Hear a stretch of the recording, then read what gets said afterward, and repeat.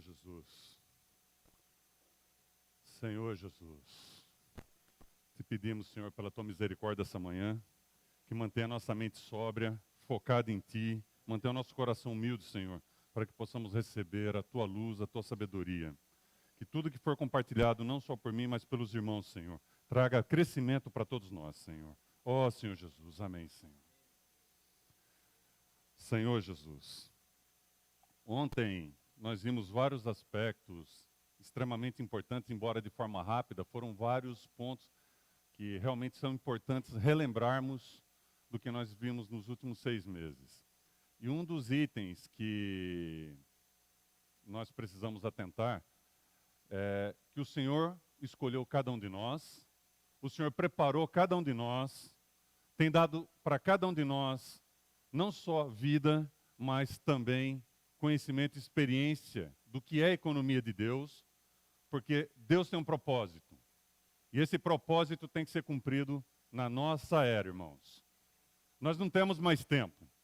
O tempo que tínhamos há 20, 30, 40, 50 anos atrás não está mais disponível. Os sinais agora demonstram que tudo que estava sendo descrito, revelado nas Escrituras, estão iminentes, estão para acontecer. Então nós precisamos de uma reação. Nós precisamos reagir à palavra de Deus, mas de forma positiva. Um dos pontos que nos faz focar ou meditar nisso que eu acabei de falar é a experiência de João Batista. João Batista, a Bíblia fala que ele foi o maior de todos os profetas. E de fato foi. Nenhum dos profetas conseguiu declarar que Jesus estava no meio deles. Eles anunciavam a vinda de Jesus. Eles declaravam que Jesus ou o Messias viria um dia. Mas João Batista, dentro do ventre da mãe dele, ele já sabia quem era Jesus e ele já tinha comunhão com Jesus. Quando Jesus surgiu, ele começou a anunciar isso. Ele preparou o terreno para Jesus. Um início maravilhoso. Se nós olharmos, todos nós gostaríamos de ter esse viver que João teve.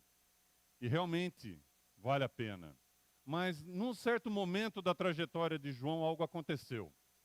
E é esse o ponto que nós precisamos atentar. Um começo maravilhoso, ótimo. Mas sabe o que acontece quando a gente tem sucesso o tempo todo, irmãos? A gente esmorece. Se eu ganho todas as batalhas, eu fico displicente. Se eu ganho todos os projetos, tudo que acontece na minha vida, eu deixo de estar não só vigilante, mas me preparando. O vencedor, o atleta vencedor, ele não olha para as vitórias que ele já conquistou, ele olha para a próxima vitória que ele vai conquistar. Então nós precisamos ter essa disposição no nosso ser. Não achar que já alcançamos tudo, que já sabemos tudo, mas correr a carreira como se nunca tivesse alcançado o objetivo, buscando o objetivo. Então João Batista, ele começou, teve uma trajetória perfeita, mas em algum lugar, por algum motivo, ele se distraiu. Então eu não vou pedir para os irmãos abrirem por causa do tempo, eu vou ler para os irmãos. João capítulo 3, no verso 22, fala assim, ó: depois disso, foi Jesus com seus discípulos para a terra da Judéia, ali permaneceu com eles e batizava. Essa era, de fato, a função de Jesus, e era isso que João Batista estava introduzindo. Jesus começar a obra dele. Então ele veio, preparou o povo, o terreno, as condições. Mas olha o que acontece no verso 23.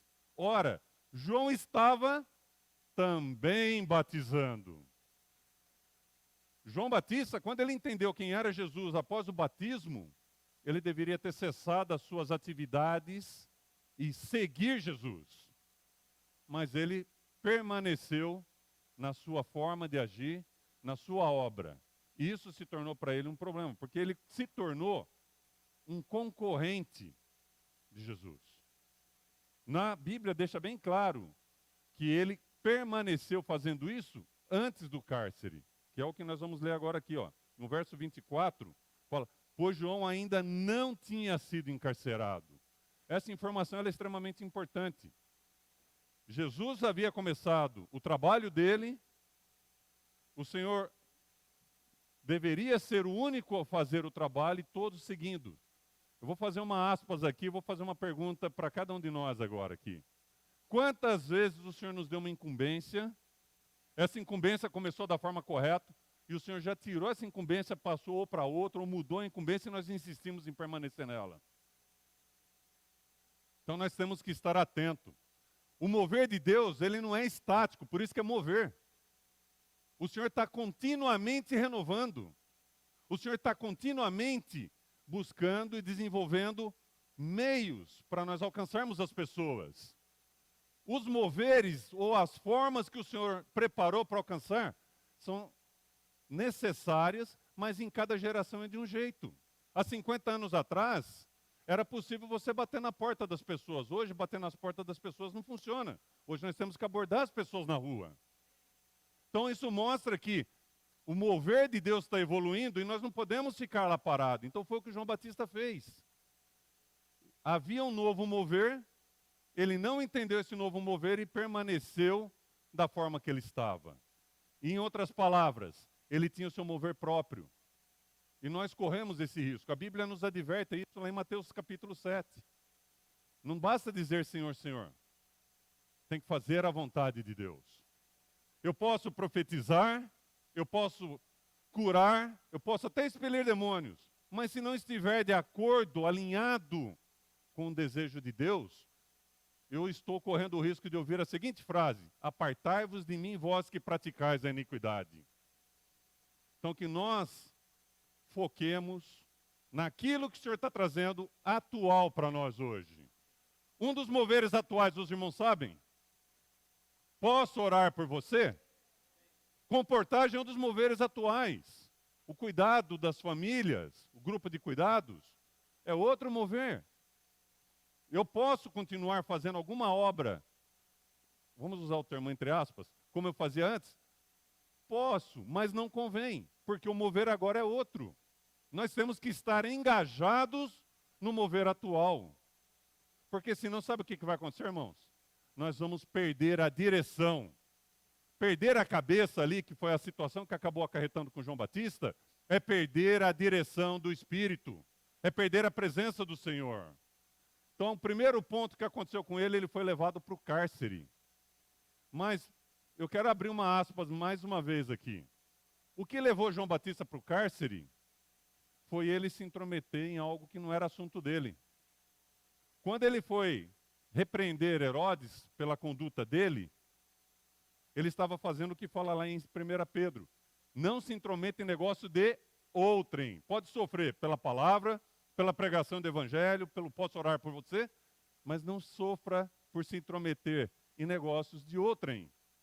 Então, o motivo da prisão foi consequência dele não estar seguindo a cabeça. Se ele estivesse engajado no mover do Senhor, ele não teria tempo para se preocupar com Herodes. E nós, no nosso dia a dia, nós estamos buscando aperfeiçoar a nossa vida espiritual na presença do Senhor, na comunhão do corpo, ou nós estamos preocupados em olhar para a vida alheia? Se nós estivermos preocupados com a vida alheia, nós corremos o risco de cair numa prisão, irmãos. Que o Senhor nos livre de uma escolha ruim. Que o Senhor nos livre de cair nessa situação que João Batista caiu. João teve um início maravilhoso, mas o fim dele foi catastrófico. Então, continuando aqui, eu queria falar uma frase para os irmãos, eu escrevi essa frase para não esquecer. Tá? Antes disso, ainda no João 3, no verso 30, João Batista ainda falou, olha como ele estava claro da obra dele. Convém que ele cresça e eu diminua. Nós estamos vivendo como quem quer que Cristo viva mais, cresça mais e esteja exposto? Ou eu estou vivendo fazendo a minha vontade? O que Paulo fala lá em Gálatas 2:20? Logo já não sou eu quem vive, mas Cristo vive em mim. Cristo vive em mim. Isso não é mais uma promessa, isso tem que ser um fato. Sabe a diferença de promessa e fato? Promessa é algo que ainda vai acontecer, fato é algo que já aconteceu. É fato ou não é na vida dos irmãos que Cristo vive em vocês? Cristo vive em cada um de nós. Nós não podemos ter dúvida disso, mas ele precisa crescer. Enquanto eu estiver em cena, ele não cresce. Enquanto eu estiver agindo, eu impeço ele de crescer. Então, importa que ele cresça. Então, a frase que eu escrevi para falar para os irmãos, ela fala assim, ó: nossa natureza caída vem da árvore do conhecimento do bem e do mal. E por isso... Só um minutinho que eu... Aí. E por isso estamos sujeitos a cairmos nas armadilhas de Satanás, e veja agora, e termos o nosso orgulho exercitado. E por fim, achar que somos importantes. Por que o senhor pôs nessa frase no meu coração e eu estou meditando nessa frase? Irmãos, coloca para mim esse mesmo versículo 3:30 de João, só que na linguagem de hoje, por favor.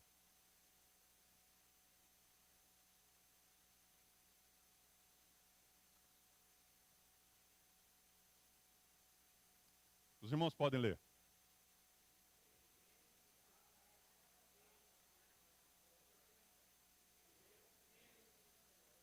Vocês creem nisso? Para que Cristo seja aquele que vive em mim, se expressa em mim, ele tem que ser importante. Enquanto eu for o importante, eu estou impedindo de Cristo ser importante na minha vida. Então, o crescer de Cristo é torná-lo cada vez mais importante. Nós não valorizamos as coisas importantes na nossa casa?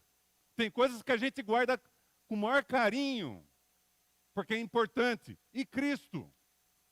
Cristo deve ser a pessoa mais importante na nossa vida. Nada pode nos tirar do foco de Jesus Cristo. Ontem o irmão citou aqui algumas das distrações. A família pode ser uma distração. Mas ele não disse para esquecer a família. Ele apenas disse que Cristo tem que ser mais importante. Então, quem é importante na nossa vida toma a primazia, toma a preferência. Nós não escolhemos as piores coisas para nós. Então, Cristo deve ser a pessoa mais importante da hora que acordamos à hora que vamos dormir. Se nós tomarmos essa posição, nós jamais vamos perder a cabeça. Nós jamais vamos perder a direção. Nós jamais vamos ficar encarcerados. Então, é necessário, irmãos, que nós tenhamos uma mudança de disposição, uma mudança de comportamento, uma reação ao que o Senhor fez conosco todo esse tempo. O Senhor tem trazido palavras e palavras e palavras maravilhosas para nos edificar, para nos transformar, para que Ele possa ser expressado no nosso viver. Mas é só aqui? Não. É na rua, em qualquer lugar. Ontem foi citado com bastante veemência, né? Enquanto os discípulos saíam pregar, Jesus ficava em casa assistindo televisão? Não. Jesus pegava e ia para a praia, curtir a praia? Não. Jesus ia pregar o Evangelho. Como estar engajado numa obra se eu não estou envolvido com ela? Então, o que o Senhor está trazendo para cada um de nós, irmãos, é salvação. É oportunidade de crescermos em vida e de sermos úteis para Deus. Cada vez que nós saímos, cada vez que nós pregamos o Evangelho, cada vez que nós temos comunhão com as pessoas, mais e mais Cristo cresce em nós, mais e mais Ele se torna importante para nós. Então, que nós não percamos o foco. Tá? E aí, continuando, a prisão foi uma consequência da escolha ruim de João. E a consequência dele perder a cabeça era inevitável, irmãos. Eu não gostaria de ter nenhum irmão aqui decapitado. E eu também não gostaria de ser decapitado. Então, que nós permaneçamos firmes, focados em Cristo, esquecendo tudo que ficou para trás e olhando para o autor e consumador da nossa fé. Cada um de nós, irmãos. Então, continuando aqui, tem uma passagem em Lucas que ela é compatível com a passagem de Mateus, que fala da história de João quando ele estava preso, né? Eu vou ler para os irmãos no verso 18. Fala assim, ó, Lucas 7,18 fala, na versão revista atualizada. Todas essas coisas foram referidas a João pelos seus discípulos. O que foi referido para João? O que Jesus fazia. Mesmo ele estando em cárcere, ele sabia tudo o que estava acontecendo. Os discípulos iam contar para ele. Os irmãos já tiveram essa sensação que nós estamos lá no nosso conforto, mas sempre tem um irmão incomodando a gente, contando para a gente o que falou na reunião, ou então qual que é o mover. Então, cuidado com o cárcere, cuidado com a poltrona confortável dentro de casa, cuidado com as escolhas que podem nos afastar da visão clara que é o Senhor. 2 pontos para os irmãos meditarem. 2 Coríntios capítulo 3 fala que existe um véu, que é a religiosidade humana colocada no coração das pessoas. E em 2 Coríntios 4 fala que o Deus desse século colocou outro tipo de véu. O primeiro véu, ele é problemático e nós às vezes conseguimos lidar com ele. Mas o segundo véu, ele tem várias faces. Tem vários tipos de situações que são levantadas por Satanás para nos tirar a atenção de Jesus. Então pode ser qualquer coisa, irmãos. Os jovens aprenderam um tempo atrás na conferência, porque eu ouvi esse áudio, qualquer coisa que substitui Jesus na nossa vida é idolatria. Então qualquer coisa que eu colocar como mais importante que Jesus na minha vida, se torna a minha prisão, o motivo da minha prisão. Então nós precisamos tomar muito cuidado com as nossas escolhas. Então um ponto importante aqui, por que nós nos reunimos aqui? Não é porque nós temos saudades uns dos outros. Quando eu tenho saudade do irmão, vou na casa do irmão. Mas nós nos reunimos porque nós cremos que essa união que nós estamos expressando aqui agora faz parte do mover de Deus. Sabe o que acontece com o indivíduo? Ele naufraga. No corpo, ele tem mais oportunidade de vencer as armadilhas e as situações. Por isso Jesus enviava sempre 2 a 2. Jesus nunca enviou ninguém sozinho. Então nós precisamos dos irmãos. Nós precisamos uns dos outros. João Batista sucumbiu porque, ao estar preso, o que aconteceu com ele? Ficou totalmente isolado. Toda a obra dele era individual, era só dele e era só ele. Então, tudo que nós fizermos, irmãos, sair para apacentar, sair para orar, está com necessidade, tenha comunhão. Liga para os irmãos, vamos fazer isso, vamos fazer aquilo. Estou com dúvida disso, estou com dúvida daquilo. Vamos exercitar essa coisa que somente a vida da igreja tem, que é a comunhão no Espírito. Isso foi dado para nós e nós não podemos abrir mão disso. Nós temos que desfrutar disso. Então, continuando ali em Lucas, que eu ia falar para os irmãos, né? Então, João, ele estava tomando conhecimento de todas as coisas, mas não porque ele estava participando. Ele estava assistindo, estava ouvindo, estava recebendo um WhatsApp. Então, às vezes, isso acontece conosco. Nós temos uma desculpa que eu acho ela extremamente interessante. Eu estou com os irmãos no Espírito. Alguém acredita nessa afirmação? Estou lá na minha casa assistindo o programa do Luciano Huck, né? E estou com os irmãos no Espírito lá sendo pregar na rua. Isso é verdade? Então, irmãos, eu gosto dessa frase, ela não é minha. As minhas desculpas só convencem a mim mesmo. Sabe qual é a habilidade que também veio da árvore do conhecimento do bem e do mal? Se auto-justificar. Querer apresentar desculpa para Deus para justificar nossas atitudes. Eu estou fazendo isso, estou fazendo aquilo, como se fosse uma moeda de troca. Irmãos, a palavra de Deus fala que nós temos que apresentar nosso corpo como sacrifício. Vivo, santo e agradável. Como é que eu apresento o meu corpo como um sacrifício se eu não sair de casa? Então, é necessário uma mudança na nossa disposição mental quanto a esses temas, irmãos. Então, continuando aqui rapidinho, porque temos mais assuntos para falar, o tempo está acabando. Fala assim, enviou o Senhor, o João enviou algumas pessoas, né? Enviou-os ao Senhor para perguntar, és tu aquele que estavas para vir ou havemos de esperar outro? João Batista não tinha falado que ele era quem tinha que ser, o Cordeiro de Deus que tira todos os pecados, que ele tinha que crescer e ele diminuir? O que aconteceu aqui então? Agora ele estava com dúvida no coração. Sabe o que significa dúvida, irmãos? Perda da fé. Se eu não exercitar a minha fé através de buscar o Senhor na comunhão do corpo, eu vou ter dúvida daquilo que Deus fez na minha vida. Nós vamos ver uma passagem com Pedro, já, que fala bem claro isso. Nós não podemos ter dúvida. A dúvida não vem de Deus. Nós temos que ter clareza. Em 2 Timóteo, Paulo fala, eu sei em quem tenho crido. Estou bem certo que Ele é poderoso para guardar o meu depósito até o dia final. Eu tenho que ter essa certeza. Da hora que eu acordo, da hora que eu vou dormir, eu tenho que ter essa certeza. Não posso ter dúvida, mas se eu permanecer sozinho, se eu permanecer em mim mesmo, essa dúvida ela vai amadurecer, ela vai crescer, e eu vou perguntar, Senhor, Tu és mesmo aquele que foi enviado para me salvar? Sabe por que essa pergunta incomoda, irmãos? Quantas vezes nós deparamos diante de uma situação que é impossível para nós resolvermos e nós começamos a duvidar do Senhor? Há pouco tempo atrás, quando estavam muitas pessoas morrendo com Covid, vários irmãos duvidaram do amor de Deus porque entes queridos faleceram. Espera aí, porque morreu alguém, agora o amor de Deus é plausível de dúvida? Então, todos nós estamos sujeitos a essa dúvida no coração. Não pensa que é só para os outros, não. Nós podemos ter essa dúvida se nós não estivermos alicerçados corretamente. A dúvida, ela surge porque faltou fé. Então, eu perdi um ente querido. Poxa, então minha fé foi por água abaixo. Sabe por que a fé foi por água abaixo? Porque nós estamos esperando as coisas que a gente vê ainda. A fé, ela é baseada naquilo que a gente não vê. Ela é baseada naquilo que é impossível para nós materializarmos sem a pessoa de Cristo.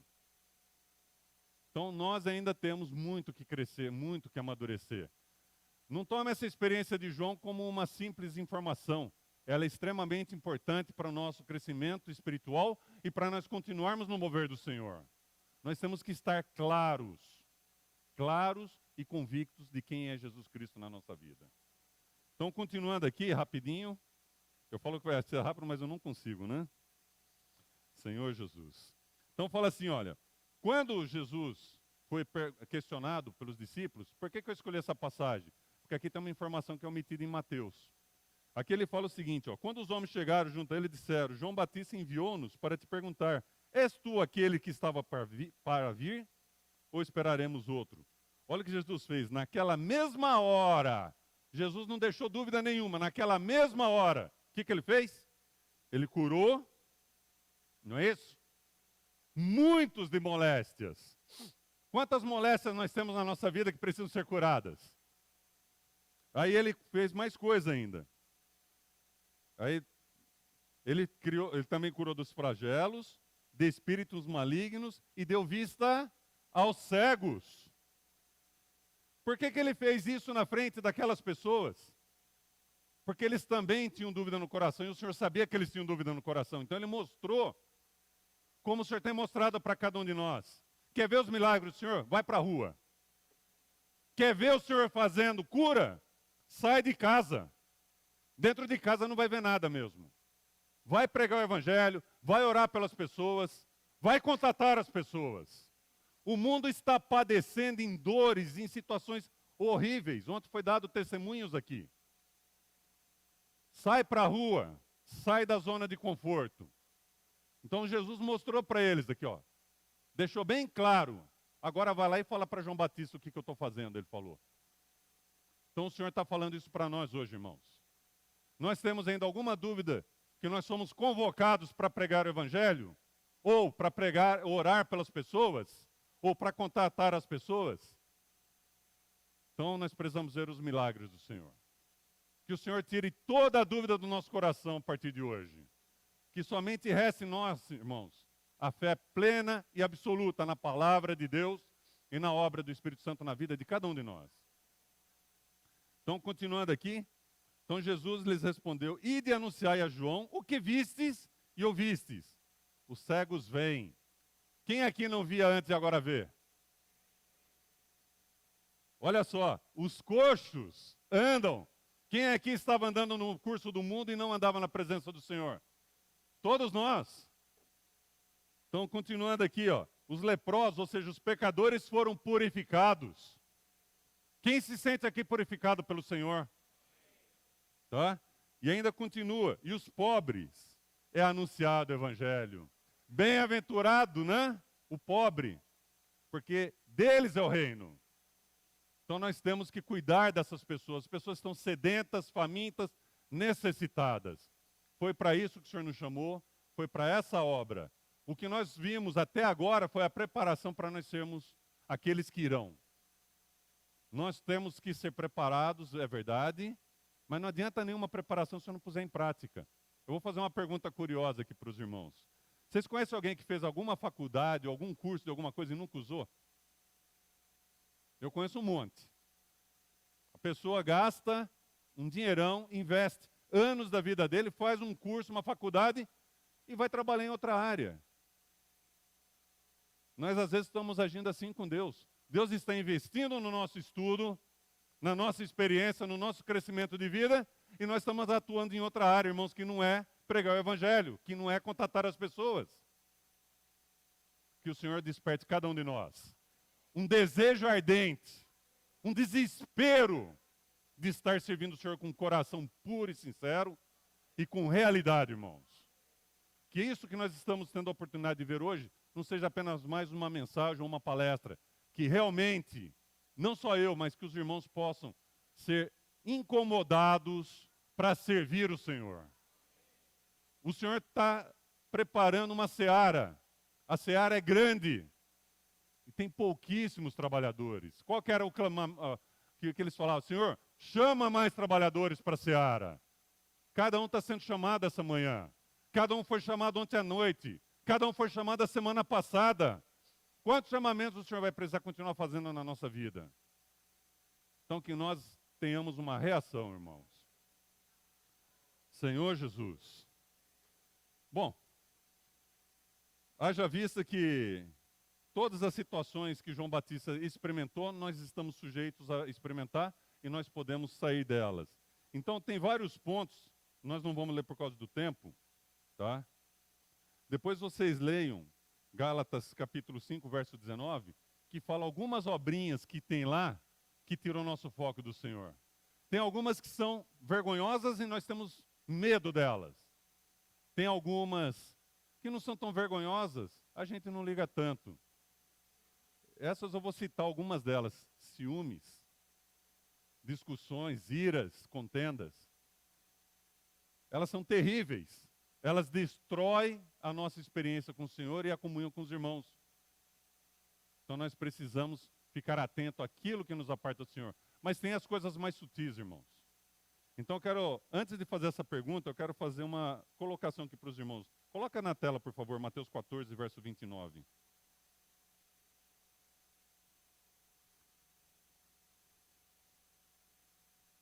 Todo mundo conhece essa passagem, né?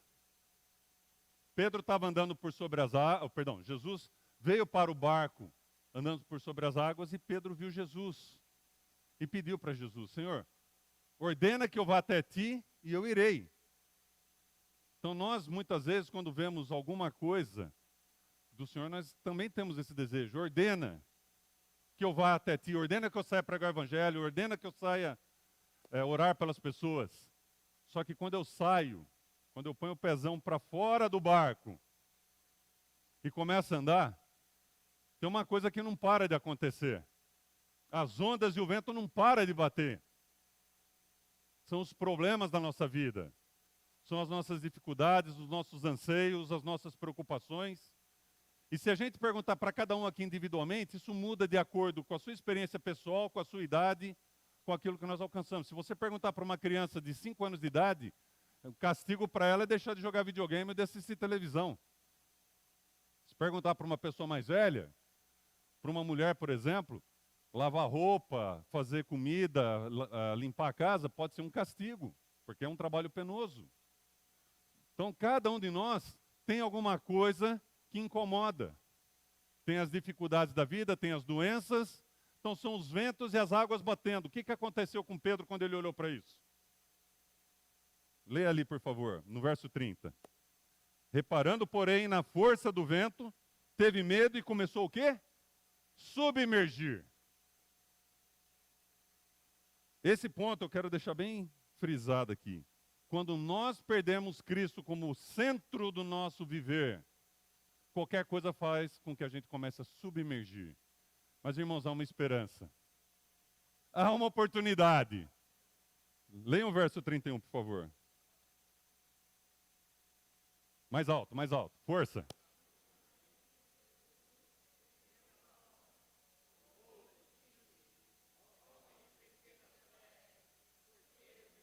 Então, prontamente Jesus fez. Mas por que prontamente Jesus fez? Pedro continuou afundando e ficou calado? Né? Falou, Senhor Jesus, me salva! Quem tem desespero no coração aqui? Clama ao Senhor. Não fica afundando, porque a tendência de afundar é ficar cada vez mais fundo. O Senhor está ali pronto para dar a mão. E é prontamente, irmãos. Jesus não vai olhar para você. Está vendo? Eu falei para você não fazer isso. Essa é a nossa atitude. Jesus não vai chegar para nós e vai acusar, mostrar nossos erros. Ele vai imediatamente nos acudir. Então, problemas todos temos, mas nós temos a solução, irmãos. Não importa o tamanho do problema. Fala, Senhor Jesus, me socorre. Então, não importa o que acontecer lá fora. Então, o Senhor está pronto. Agora, tem um detalhe ali. Qual que é a frase que Jesus repreendeu Pedro? Por quê? O que aconteceu com João Batista? Duvidou. Então, significa que a dúvida de João Batista, que era a mesma dúvida de Pedro, era olhar para a situação dele, olhar para o próprio umbigo e não olhar para Cristo.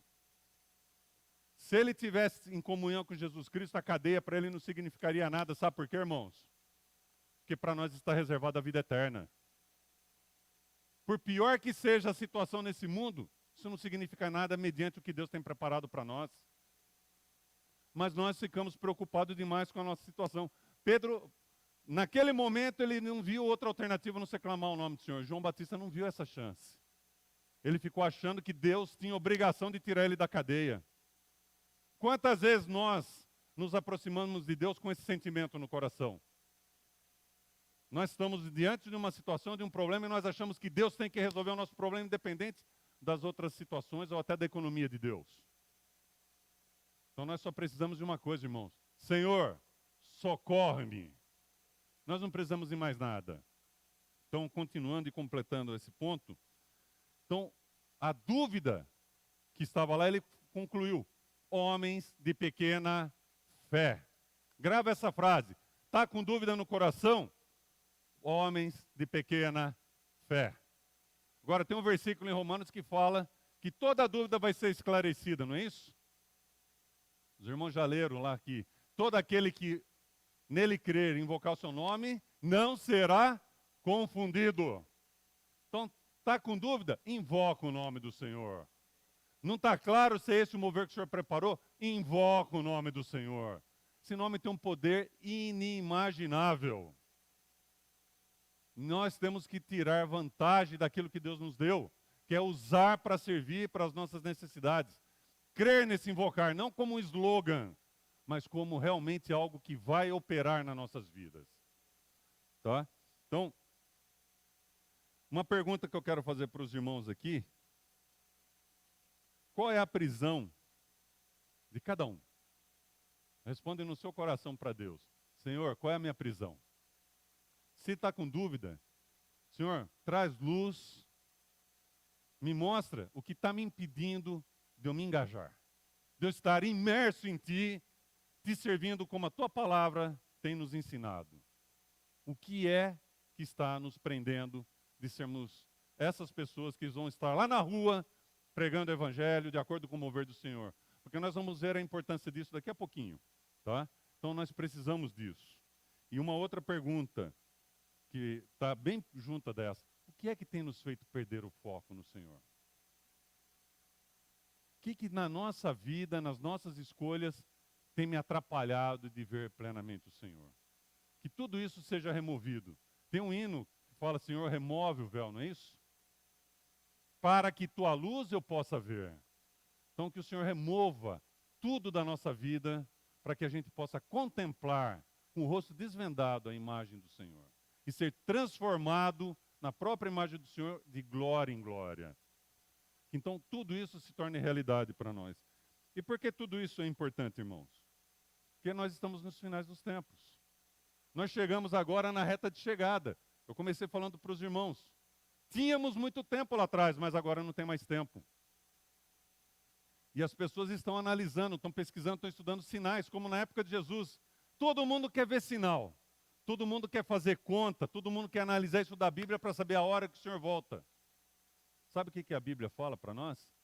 Ninguém, senão o Pai, sabe quando que Jesus vai voltar. E Deus tem um propósito para isso. Porque se eu souber quando o Senhor vai voltar, eu vou ficar no meu conforto até a véspera. E na véspera eu me arrependo dos meus pecados, porque a palavra de Deus diz que Ele é fiel e justo para perdoar os meus pecados, né? Aí eu vou lá, Senhor, estou aqui, eis-me aqui. Envia-me a mim. Sou, como que fala? Sou lavrador, o operário da última hora, né? Da 1/10 hora, é isso? É isso que o Senhor quer para nós? Não. O Senhor quer de nós vigilância, perseverança, foco na necessidade de Deus. Não é necessário saber quando o Senhor vai voltar, nós temos que dar essa importância para o Senhor. Estar ali envolvido com as coisas do Senhor. E quando o Senhor voltar, a Bíblia fala, né, numa das demonstrações do Senhor lá, fala que 2 estariam no campo. Um vai ser levado e outro vai ser deixado. 2 estariam no moinho, um ia ser levado e outro deixado. Então mostra que o Senhor vai vir buscar aqueles que estão vigilantes, aqueles que estão ali atentos. Nós não temos que nos preocupar a hora que o Senhor volta, nós temos que estar preocupados de estar na obra, em estar engajado com isso que o Senhor está nos incumbindo, irmãos. Essa obra não é para a próxima geração, essa obra é para agora. Os irmãos creem nisso? É para agora. O trabalhador da última hora já está sendo convocado. Então nós precisamos ir para cima disso. Então, eu vou citar alguns versículos aqui para os irmãos. O que nós temos que fazer para não cair nisso? Todos nós temos algum tipo de resposta, mas tem alguns versículos que eles são chaves. Romanos capítulo 12, verso 1 fala assim: rogo-vos, pois, irmãos, pelas misericórdias de Deus, que apresenteis o vosso corpo por sacrifício vivo, santo e agradável a Deus, não é ao mundo, a Deus, que é o vosso serviço racional. Primeiro ponto, nós temos que apresentar o corpo. Segundo ponto, verso 2, nós não podemos nos conformar com este mundo. Então fala, não vos conformeis com este século, mas transformai-vos pela renovação da vossa mente. Aqui é só para experimentar, hein? Para experimentar qual seja a boa, agradável e perfeita vontade de Deus. Mas a vontade de Deus não é só para experimentar, ela é para ser executada, ela é para fazer parte da nossa vida. Mas antes de eu poder fazer a vontade de Deus, eu tenho que conhecer ela. Então eu preciso de um viver, irmãos. Eu preciso de uma forma diferenciada de viver que me leva a conhecer a vontade de Deus. Depois, 2 Pedro 1,19. Esse também é clássico. Todos os irmãos conhecem esse versículo, provavelmente até decor. Temos assim muito mais confirmada que palavra. Os irmãos creem nisso? Está confirmada a palavra profética? Agora eu vou pegar no pé. Por que a gente não reage? Isso é para mim, tá? Eu também gosto de ficar sentado às vezes. Eu não estou cobrando os irmãos, estou me cobrando. Se está confirmada a palavra profética, por que a gente não reage? Porque faltou fé. Faltou a gente confiar na palavra do Senhor. Então nós temos que exercitar, meditar de dia e de noite nesse versículo. A palavra está confirmada, é a palavra de Deus através dos profetas. Os irmãos têm se afadigado trazendo essas palavras para nós. Nós aqui estamos apenas redesfrutando o que já foi trazido para nós. Não é novidade, mas nós temos que reagir a isso. Então ele fala, temos assim tanto mais confirmada a palavra profética e fazei bem em atendê-la, como uma candeia que brilha em lugar tenebroso, até que o dia clareia e a estrela da alva nasça em vosso coração. Se não acendeu ainda essa candeia no coração, irmãos, vamos buscar meditar mais nessa palavra, vamos orar, Senhor, eu quero ter esse coração, eu quero ter essa luz na nossa vida. Outro versículo para encorajar, antes dele, tá? Então, agora que eu vi aqui, eu ia pulando um ponto aqui. Nós temos todas as oportunidades. Deus preparou tudo que é necessário para cada um de nós individualmente. Então, o ponto que eu quero trazer aqui para encerrar esse tema, tá? Jesus falava por parábolas, falava por sinais. E as pessoas estão pedindo sinais. Então, quais foram os sinais que os escribas e fariseus pediram? Ou melhor, receberam? O sinal de Jonas. Se eles fossem tão estudiosos na Bíblia como eles demonstravam ser, eles já iam ver que o nome de Jesus já significava salvação de Deus conosco. Mas eles não tinham discernimento para ver isso. Eles precisavam de sinal. Toda vez que nós precisamos de um sinal, irmãos, é demonstração clara de falta de fé. Porque os sinais do Senhor estão aí presentes. O sinal de Jonas qual é? Jesus morreu e ressuscitou. Alguém tem dúvida que Jesus morreu e ressuscitou? Então o sinal está lá. Outro sinal que foi dado no nosso tempo, que foi trazido para nós, para mostrar que o dia está chegando. A parábola da figueira. O que a parábola da figueira representa? A restauração do povo de Israel. Já não aconteceu isso? Lá na década de 40, o povo de Israel foi restaurado. Então, Deus está mostrando aqueles sinais lá atrás que eles não tinham capacidade de compreender, Ele deu para a igreja hoje. Isso está claro para cada um de nós. Então, Mateus 13, Jesus explica por que Ele falava em parábolas para as pessoas. Tudo aquilo que Ele estava explicando para o povo, eles ouviam e não entendiam. Viam e não conseguiam compreender. Sabe por quê? Porque eles estavam com a busca errada. Deus deu a revelação dele para a igreja. Quem é a igreja? Nós. Então nós somos para quem? Nós, todos os cristãos, tá, irmãos? Não vamos ser também arrogantes e achar que só nós temos revelação. Nós, a igreja, o corpo de Cristo, quem está na posição correta como corpo de Cristo, o Senhor se revela. O Senhor se dispensa. Então, isso é dado à igreja, não é dado para incrédulo, para outras pessoas. Então, no tempo de Noé também era outro sinal que foi dado naquela época. O que acontecia na época de Noé? Casavam, se davam em casamento, o que se faz hoje?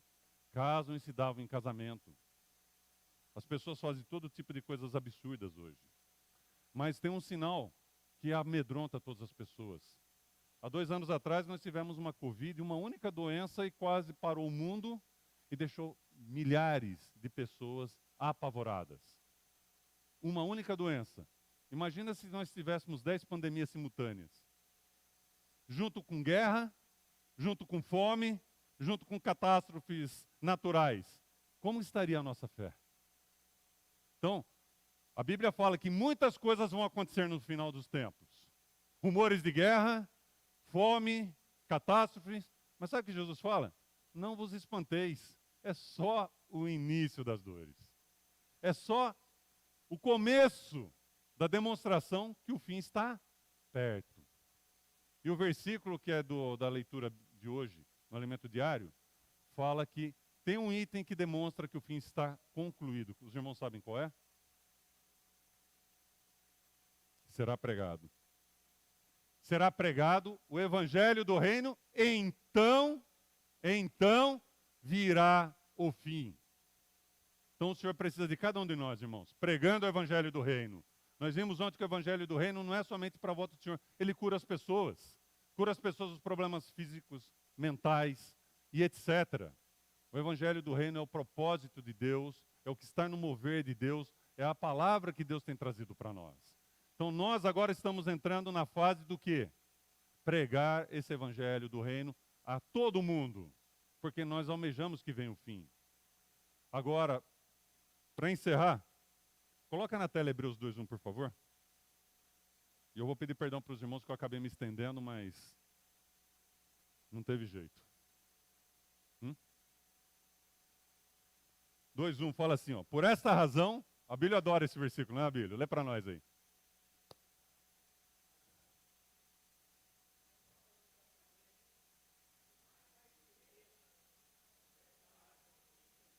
Importa. Amém, desculpa. Irmãos, importa. A palavra importa é importante. Que nós nos apeguemos às palavras que o Senhor está trazendo para cada um de nós. Mas não de qualquer jeito, com firmeza. Para não desviar dela, de forma alguma. Capítulo 11, verso 6, por favor. De fato, irmãos, Eu vou lendo enquanto os irmãos põem lá. De fato, sem fé é impossível agradar a Deus, porquanto é necessário que aquele que se aproxime de Deus creia que Ele existe e que se torne... Não é pelo galardão que nós estamos correndo atrás? Nós estamos buscando o galardão. Você quer o galardão? Tenha fé. Viva essa fé. Tá? Capítulo 10, verso 35, ainda tem mais uma advertência que fala assim: não abandoneis, portanto, a vossa confiança, ela tem grande galardão. Com efeito, tendes necessidade de perseverança. Perseverança não é eu sair uma vez, tomei uma patada na cara e eu desisto. Perseverança eu continuo, não importa quantas portadas na cara. Nós somos guerreiros, batalhadores do Senhor. Nós não podemos desanimar no primeiro não. Nós temos que persistir. Então, perseverança. Aí o que fala ali? Perseverança para que, havendo feito a vontade de Deus, nós não vimos agora há pouco que nós precisamos conhecer a vontade de Deus, agora é fazer a vontade de Deus. Para quê? Qual que é a promessa? Reino milenário, irmãos. O galardão. Parece que ainda tem alguma duvidazinha no coração da gente por certos pontos. Nós precisamos ter certeza disso. O galardão reservado para cada um de nós é o reino milenar. O Senhor está trabalhando cada um de nós porque o Senhor quer ver cada um de nós lá com Ele. Por isso que nós precisamos de perseverança, por isso que nós precisamos correr atrás, estar engajados nisso aí. E por fim, porque ainda, olha só, verso 37, dentro de pouco tempo, aquele que vem, virá e não tardará. Todavia o meu justo viverá pela fé, e se retroceder nele, não se compraz a minha alma. E esse versículo eu quero ouvir os irmãos falando um para o outro. O verso 39. Nós, porém, não somos dos que retrocedem para a perdição. Somos, entretanto, da fé para a conservação da alma.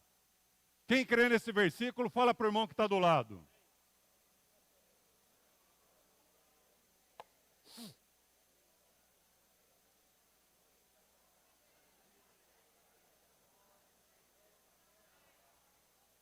Amém. Bom, eu já pedi desculpa, eu vou pedir de novo, que eu estendi no tempo, mas o encargo que eu estava no coração com esses temas aqui, irmãos, não tinha jeito de deixar eles omitidos. Então, eu espero que os irmãos tenham ganhado tanto quanto eu ganhei nessa semana e que isso aqui mude a nossa vida por completo, que a gente esteja realmente engajados naquilo que o Senhor preparou para cada um de nós, nessa palavra atual que é ide e pregai, porque o reino está aí. Amém?